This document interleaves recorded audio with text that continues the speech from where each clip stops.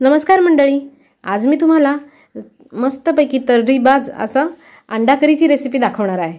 हे बघा, समोर केलेली तर्री असलेली अंडा करी झटपट आणि कमी वेळात मी कशी करते हे मी तुम्हाला दाखवणार आहे। तर इथे मी 2 कांदे घेतले होते, 8-10 लसणाच्या पाकळ्या, 1 इंच आलं, 2 चमचे सुकं खोबरं आणि थोडीशी कोथिंबीर। तर आता हे सुकं खोबरं जे आपण घेतलं होतं ते मी खिसून घेतलेलं होतं आणि 2 चमचेच आहे, जास्त काही ह्याला लागत नाही। हे जरासं तव्यावरती किंवा पॅन मध्ये कोरडंसं परतून घेतलेलं आहे। त्याचा रंग जरा बदलू दिला आहे। गुलाबीसर झाल्यानंतर यामध्ये आपल्याला बाकीचं जे वाटणाचं साहित्य घेतलं होतं ते ॲड करायचं आहे। इथे तुम्ही बघू शकता की हे खोबरं आता चांगल्यापैकी भाजलं गेलेलं आहे आणि याचा रंग असा गुलाबीसर म्हणजे ब्राउनिश असा झालेला आहे। तर इथे मी कच्चे 2 कांदे जे चिरून उभे चिरून घेतले ते लसूण जो चिरून घेतला होता, आलं पण मी चिरून घेतलं आणि कोथिंबीर, हे सर्व साहित्य मी कोरडंच ड्राय रोस्ट करणार आहे। यामध्ये कुठेही मी तेलाचा वापर करत नाहीये। तर हे ह्याचा रंग बदलेपर्यंत थोडंसं 1-5 मिनिटात ह्याला भाजून घ्यायचं। घाई असेल तर थोडं हाय फ्लेमवर केलं तरीही चालेल। हे बघा, अशा पद्धतीने हे गुलाबीसर कांदे आपले झालेले आहेत आणि हे बऱ्यापैकी ड्राय रोस्ट झालेलं आहे।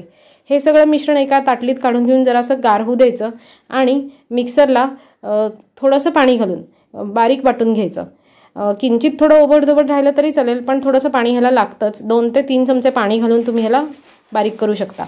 सोबतच आता समोर मी तेल गरम करत ठेवलं होतं पॅनमध्ये। यामध्ये आपण हे वाटलेलं मिश्रण आहे ते परतून घ्यायचं आहे। हे परतताना आधी यात काहीच मसाले घालायचे नाही आहेत, फक्त ड्राय हे परतून घ्यायचं आहे आणि ह्याचं तेल सुटेपर्यंत जरासं कोरडं होईपर्यंत ह्याचा गोळा होईपर्यंत हे परतायचं आहे। आता हे बऱ्यापैकी परतून झालं आणि ह्यामध्ये मी घातलेलं आहे 2 छोटे चमचे, म्हणजे आपल्या ज्या मिसळणीच्या डब्यातले चमचे असतात ते 2 छोटे चमचे लाल तिखट, 1 चमचा बॅडगी मिरचीचं तिखट आणि 1 छोटा चमचा कांदे लसूण मसाला। साधारण आपल्या टीस्पूनचं जर माप घ्यायला गेलं रोजच्या जर खाण्याच्या चमच्याचं तर अर्धा चमचा लाल तिखट, पाव चमचा बेडगी मिरचीचं तिखट आणि पाव चमचा कांदे लसूण मसाला आणि चवीपुरतं मीठ, हे सगळं एकत्र करून असंच परत ड्राय रोस्ट परतून घ्यायचं आहे। परतल्यानंतर हे बघा, ह्याचा रंग असा लालसर होतो आणि आपलं ते वाटण आता व्यवस्थित शिजलेलं आहे।